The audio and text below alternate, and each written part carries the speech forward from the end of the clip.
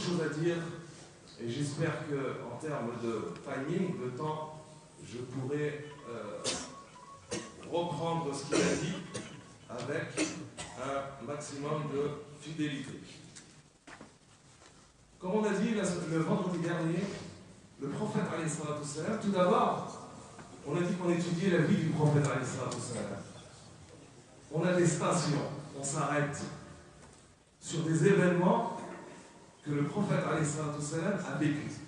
Et quand on s'arrête sur ces stations-là, c'est pour en tirer des leçons. C'est pour les connaître, on a dit, pour les comprendre et pour en tirer des leçons. La semaine dernière, l'imam s'est arrêté donc lorsque la mère du prophète, Amina, est décédée. Il avait à peu près l'âge de 6 ans. Il faut savoir que le prophète, alayhi salatu wassalam, on a dit qu'il a été donc orphelin de père à sa naissance et sa mère donc à l'âge de 6 ans. Et il s'est retrouvé donc orphelin à un âge quand même assez, il était assez petit, 6 ans. Il a vécu dans 4 familles différentes. Il a vécu dans 4 maisons différentes, le prophète alayhi salatu wassalam. La première, c'est quand il a vécu bien sûr avec sa mère. Il a vécu aussi quand il a été pris par sa nourrice, Halima. Il a vécu aussi dans la maison de son grand-père. Et il a vécu, enfin, avant d'avoir son propre chez-soi, il a vécu avec son oncle. Donc il a connu 4 endroits de vie différents. Ces épreuves-là, bien sûr, Allah Ta'ala les a données au prophète de manière à ce qu'il se forme, qu'il se forge une expérience de vie forte, de manière à ce qu'il puisse porter la mission de l'islam. Le prophète, alayhi salatu wassalam, à partir de, on va dire, 7-8 ans, il a commencé à travailler comme berger. Quand on dit berger, souvent les prophètes, pour rappel, souvent les prophètes ont exercé cette fonction de berger. Et c'est pas pour rien. Comme l'imam a indiqué, quand le prophète a exercé cette fonction de berger pendant plusieurs années, parce qu'il c'était un salarié, il travaillait pour des gens aisés, riches, et il s'occupait de leurs troupeaux. Quand on est berger, et bien mine de rien, on s'occupe de réunir un troupeau. Et on s'occupe de conduire un troupeau vers une direction. On ne va pas dire que les humains ce sont des troupeaux, loin de là. Mais c'est déjà un début d'enseignement quand on a 7-8 ans à savoir rassembler, à savoir réunir et à savoir diriger les gens vers un seul et même objectif. Donc on a dit qu'il a travaillé comme berger. Il a aussi, le prophète alayhi salatu wassalam, assisté, à partir de ses 15 ans, on va dire, il a assisté à différents événements qui sont survenus à la Mecque. Le premier, que je cite, c'est le pacte, je dirais, le pacte al-Fudul, comment traduire ça? On va dire le pacte, le fait de faire du bien. Les gens de Quraysh s'étaient réunis et ils avaient mis en place un pacte pour dire si quelqu'un d'entre nous se fait agresser, si quelqu'un d'entre nous subit une injustice, alors il est de notre devoir tous de s'unir et d'aller secourir cette personne-là qui subit cette injustice. Le prophète alayhi salatu wassalam a assisté à ce pacte-là. Avant, il avait 15 ans, bien avant sa révélation. Et après sa révélation, le prophète alayhi salatu wassalam a dit, si aujourd'hui, c'est-à-dire après la révélation, si aujourd'hui on m'invitait à un tel pacte que celui-là, j'y assisterai. Pourquoi? Parce que c'est toujours dans le secours de l'opprimé. C'est toujours dans le fait d'aider le pauvre, l'opprimé. Donc cet esprit-là, le prophète alayhi salatu wassalam l'avait déjà dès son plus petit âge. Il a assisté aussi à une bataille qui s'appelle Harb al-Fujar. C'est une bataille qui a eu lieu entre les Arabes. Et là, le prophète alayhi salatu wassalam était assez petit. Son devoir, c'était quoi? C'était de préparer les armes. En l'occurrence, il préparait les flèches et il les donnait donc aux soldats pour qu'ils soient dans la bataille. Donc il assiste à tout ça. Il assiste aussi à un autre événement qui est lorsque la Kaaba a été détruite et qu'ils ont voulu rassembler, reconstruire la Kaaba, les différentes tribus de Quraysh, les différentes tribus de la Mecque, se sont voulaient arriver aux armes et ils allaient s'entretuer. Pourquoi? Parce que chaque tribu voulait avoir l'honneur de prendre la pierre noire de la Kaaba pour la remettre à sa place. Et là, donc, ils étaient arrivés à un degré assez dangereux parce qu'ils allaient arriver à la bataille, à la guerre, quand tout à coup ils se sont dit, écoutez, on est ici, le premier homme qui va venir devant nous, on le prendra comme juge. Et c'est lui qui jugera entre nous, à savoir qui d'entre nous, quelle tribu aura l'honneur de porter cette pierre noire. Et à votre avis, qui est arrivé et qui est rentré par la porte? Bien sûr, c'est le prophète Mohammed, alayhi salatu wassalam. Et quand ils l'ont vu, ils ont dit vraiment, on ne pouvait pas mieux tomber. Une personne, le prophète alayhi salatu wassalam, qui était connu déjà dès son jeune âge, et dans toute sa vie, pour être une personne de parole, digne de confiance, véridique, enfin quelqu'un de droit. Et donc, il a eu l'intelligence vous devez sans doute la connaître, de mettre en place un grand drap. Il a demandé à chaque tribu de prendre un bout de ce drap-là, et il a pris la pierre noire de la Kaaba, il l'a posée au milieu, et donc toutes les tribus ont contribué à emmener cette pierre noire au niveau de la Kaaba pour la remettre. Et ça, c'était quelque chose, c'était un moment important dans la vie du prophète. Ensuite, à partir de quand il a travaillé un moment avec son oncle, Abu Talib, on sait bien que son oncle, il n'était pas riche, il n'avait pas plus d'argent que ça. Et il lui a conseillé un jour, il lui a dit à Mohammed, il lui a dit, je te propose d'aller travailler chez une femme qui est riche, qui a de l'argent, et il va chez elle et essaie de travailler pour elle en tant que commerçant. Donc il est allé, il l'a envoyé, il l'a orienté vers Khadija, qui sera donc sa future femme. Khadija bintu Khuwaylid. Là, ce qu'on peut en tirer comme leçon, c'est que le prophète, avec un âge plus ou moins quand même, il avait bien plus de 20 ans, bien plus de 20 ans, bien plus de 25 ans, ça ne lui a posé aucun complexe de travailler avec une femme. La relation qu'on a aujourd'hui entre hommes et femmes, on le veuille ou pas, on a des relations avec hommes et femmes, professionnellement, devoirs, etc. Lui, ça ne lui a posé aucun souci. Et encore plus que ça, le fait de travailler pour une femme, pas simplement être associé, elle n'était pas associée, il a travaillé pour elle, donc il était en dessous. Ça ne lui a posé aucun souci au prophète. Donc ça, c'est déjà des points qu'on peut retirer sur sa manière, sur le comportement qu'avait le prophète. Khadija, quand elle l'a embauché, c'est le terme qu'on utilise aujourd'hui, quand elle l'a embauché, c'était, on va dire, un CDD, de courte durée. Pourquoi? Parce qu'il fallait qu'elle l'évalue, qu'elle l'observe. Est-ce que c'est quelqu'un digne de confiance ou pas? Donc elle a mis à son service un serviteur qui s'appelle Maïsara, et donc il était toujours avec le prophète. Elle lui a confié une somme d'argent qui n'était pas plus importante que ça, pour voir de quelle manière il allait agir et comment il allait fonctionner. Et bien sûr, elle n'a pas été du tout déçue, et au contraire, le prophète a fait preuve d'habilité, il a fait preuve, c'était un bon commerçant à tous les niveaux, en termes de négociation, en termes de discernement entre les différents acheteurs, il a été à la hauteur à tous les niveaux. Et à ce moment-là, Khadija a décidé de demander un mariage. Mais avant d'arriver au mariage, l'imam a souligné quelques points qui sont intéressants en termes des salariés, ceux qui sont employés. On a dit que le prophète, les qualités qu'il avait quand il a travaillé auprès de Khadija, c'était quelqu'un donc de digne de confiance, et c'est quelqu'un qui était dynamique, quelqu'un qui se bouge dans son travail. Et ça, ce sont deux qualités qui sont demandées, qui sont recherchées dans vos CV. Mettez-le dynamique et digne de confiance dans vos CV, peut-être que vous trouverez du travail. Mais c'est vrai que ce sont deux qualités importantes.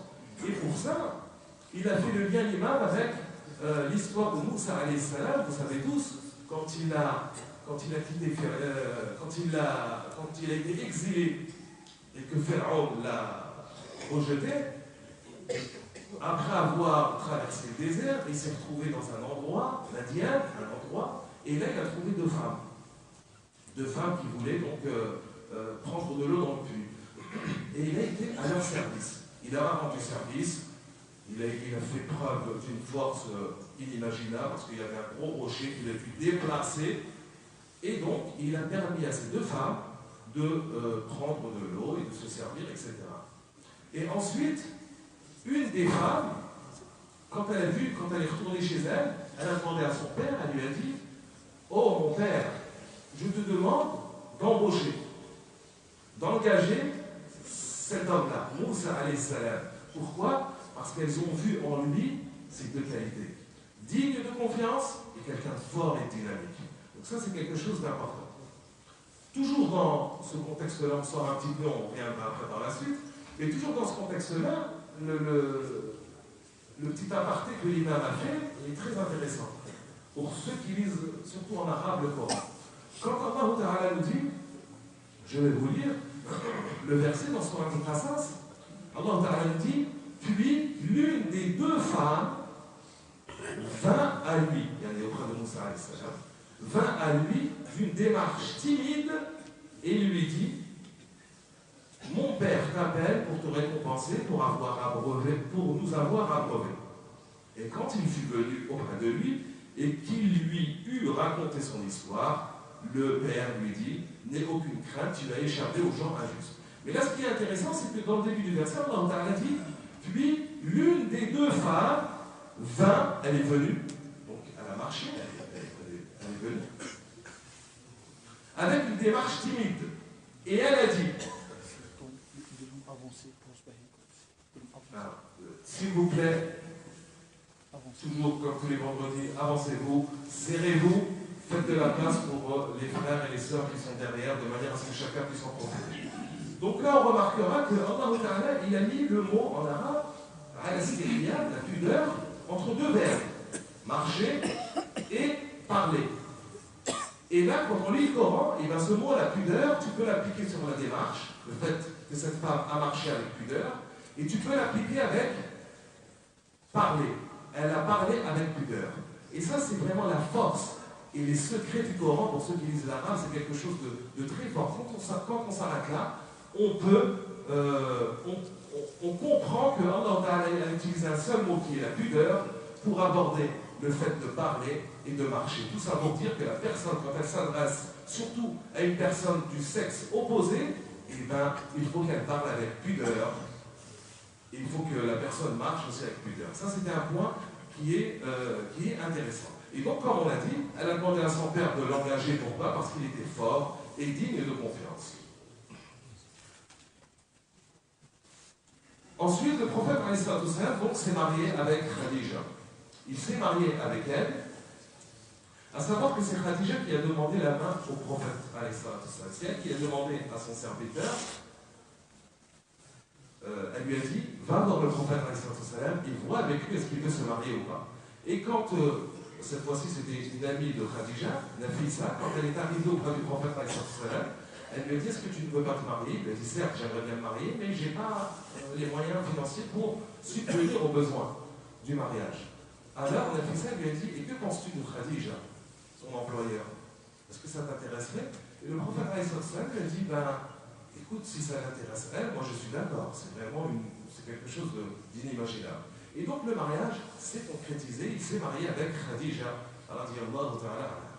Elle a eu des enfants, elle a eu 4 filles, Zaynab, Kulthum, Ruqayya et Fatima. Et elle a eu 2 enfants, Al-Qasim et Abdullah. Les 2 enfants, les 2 garçons sont morts en bas âge, et toutes ces filles sont mortes avant que le prophète meure, sauf Fatima qui est décédée après la mort du prophète. Donc elle s'est mariée, elle avait 40 ans et le prophète en avait 25. Aucun complexe au niveau de l'âge. Aucun complexe au niveau de l'âge. Et là, quelque chose d'important. Un appel au niveau de toutes les personnes qui veulent se marier. C'est important de choisir un époux, une épouse qui a des principes, qui fonde ses principes sur la religion, être véridique, être digne de confiance, être fidèle, loyal, ne pas mentir. Ça, c'est des choses importantes, des qualités que ces deux personnages, Khadija et Mohammed avaient, et ça leur a permis de construire une famille pieuse. Et ça, rapidement, une petite anecdote que l'imam a racontée. Une fois, une personne est venue voir un imam et il lui a dit « Écoute, j'ai envie de me marier avec... non, je suis marié, j'ai un enfant qui vient de naître il y a 2 mois, et je me demandais comment l'élever bien dans la religion avec l'amour du Coran. » Et cet imam lui a répondu, il lui a dit « Il a 2 mois l'enfant C'est un peu trop tard quand même. 2 mois, c'est trop tard ?» Il lui a dit « Déjà, dans un premier temps, avant de parler d'éducation, il faut déjà parler de choix de son époux. Choisir une personne pieuse, choisir une personne pas pour son argent, pas pour sa beauté, mais parce qu'elle a des principes et parce que c'est une personne qui craint Dieu. Ça, c'est déjà le premier critère. Ensuite, dès qu'il y a les enfants, là, tu pourras te permettre de l'élever dans les meilleures conditions. À savoir, pour avancer, Khadija, donc c'était quand même une femme, bien sûr, c'est la première femme qui a cru au prophète ﷺ. C'est la première femme qui a soutenu financièrement, moralement, psychologiquement son mari. Quand il était dans la grotte et qu'il est arrivé chez lui et qu'il a été reçu par sa femme Khadija et qu'il lui a dit j'ai peur, couvre-moi, j'ai froid, je ne sais pas ce qui m'arrive, je viens de voir quelque chose, comme c'était la révélation. Elle lui a dit n'aie pas peur, tu es quelqu'un de bien, tu fais du bien. Celui qui fait du bien, est-ce qu'il peut avoir peur?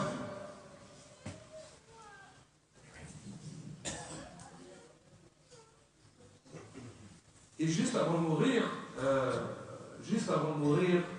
Khadija, radiallahu ta'ala anha, Jibril est descendu auprès du prophète alayhi salam, et il lui a dit au prophète, passe le salam. À qui? À Khadija. Dis-lui que Allah ta'ala lui passe le salam. Et Khadija veut répondre, et elle sait répondre parce qu'elle est intelligente. Elle n'a pas dit wa alaykum salam ou la assalamu alayka ya Allah. Non, elle sait, elle connaît les choses. Elle a dit Allah, c'est lui le salam. Allah huwa salam. Wa minhu salam. Et de lui vient le salam. Wassalamu alaykum, toi Jibril et toi Mohammed, wa alaykum salam. Elle a su répondre. Imaginez-vous Allah Ta'ala qui passe le salam à une créature.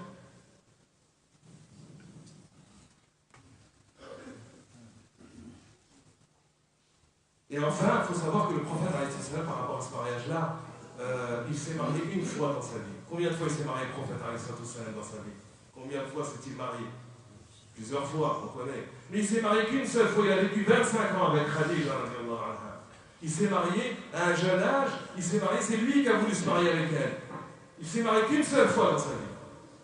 Les autres fois, c'est après la révélation. Et là, c'est Allah Ta'ala qui lui a demandé de se marier avec les femmes, avec Aïcha, avec toutes ses autres épouses. Mais lui, il s'est marié qu'une seule fois avec son propre chef, je dirais. Et ça, c'est une parenthèse qui est importante pour ceux qui s'arrêtent et qui réfléchissent sur les leçons qu'on peut tirer de la vie du prophète alayhi salam. Je pense que j'ai fait le tour. L'imam abordera lors de sa khutbah donc ce que je viens de dire par rapport à la vie et la mort de Khadija radiyallahu ta'ala anha. Barakallahu fikum. Voilà, pour la collecte. Donc on redescend terre à terre. Aujourd'hui c'est bien, on a un point à aborder, c'est la collecte. Continue à parler en même temps. Vous savez, on vous l'a dit le vendredi dernier, aujourd'hui, on a consacré ce vendredi-là, c'est un vendredi tous les mois, c'est ça, il y a un vendredi tous les mois qui est consacré à la collecte des dons des fidèles. On vous demande bien sûr d'y contribuer, ça je dirais c'est naturel, que chacun y contribue du peu qu'il peut et du mieux qu'il peut, c'est quelque chose d'important. Vous savez qu'il y a un projet d'agrandissement, mais avant tout, ce qui est important de savoir, c'est que à chaque fois, c'est vrai qu'on est à la mosquée et on me demande donc le temps qu'il collecte, j'essaye pas de meubler, mais de dire des choses un peu utiles. Mais On sait tous que la mosquée, bien sûr, a besoin d'argent, ça c'est quelque chose d'indéniable. Il y a un projet d'agrandissement, ça vous le savez. Mais la mosquée, elle a un rôle important dans la vie. Qu'est-ce qu'on vient d'aborder là avec la vie du prophète et avec son mariage de Khadija? On a abordé là la construction d'une vie, la construction d'une famille. Et par le biais de la construction d'une famille, on parle de la construction d'une société. Et pour ça, l'élément indispensable, bien sûr, c'est la mosquée. La mosquée, pourquoi? Pas simplement pour qu'on prie, pas simplement pour prier les 5 prières. Assalamu alaikum, je rentre chez moi. Mais il faut que chacun d'entre nous fasse en sorte de faire vivre cette mosquée-là, parce que cette mosquée-là, mine de rien, elle est à nous, elle est à vous, elle est à tous les musulmans. Et elle a un rôle prépondérant dans la société, surtout dans une société comme ici en France, qui n'est pas un pays musulman, mais elle a un rôle à jouer. La mosquée a un rôle important à jouer.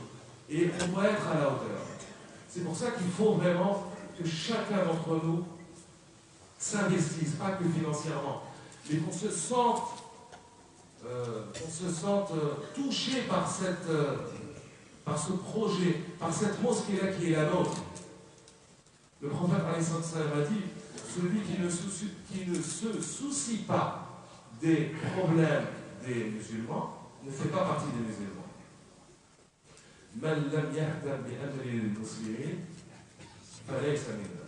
Celui qui ne se soucie pas. Là, la mosquée, c'est quelque chose d'important. Aujourd'hui, on passe avec une collecte, c'est sûr, les gens n'ont pas ramené les cartes bleues, ils n'ont pas les chéquiers. Aujourd'hui, ça, ce qu'on récolte, c'est quoi? C'est pour payer des factures.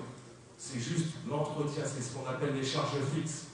Ça ne nous aide pas à construire ce qu'on ramasse là aujourd'hui. C'est simplement pour avancer et payer les charges fixes.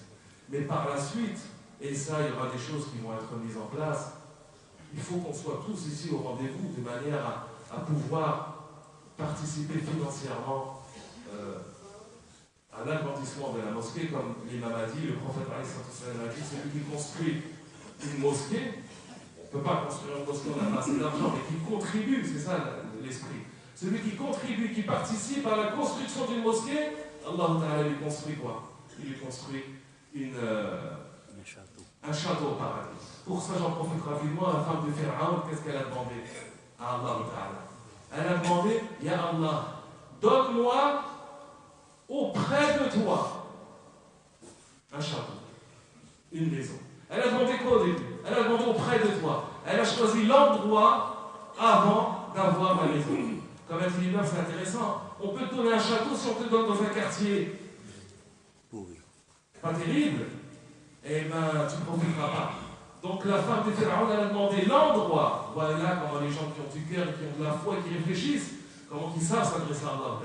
Elle a demandé l'endroit avant de demander la maison ou le château. Barakallahu fikum, qu'Allah accepte nos actions. Walhamdulillahi rabbil alamin.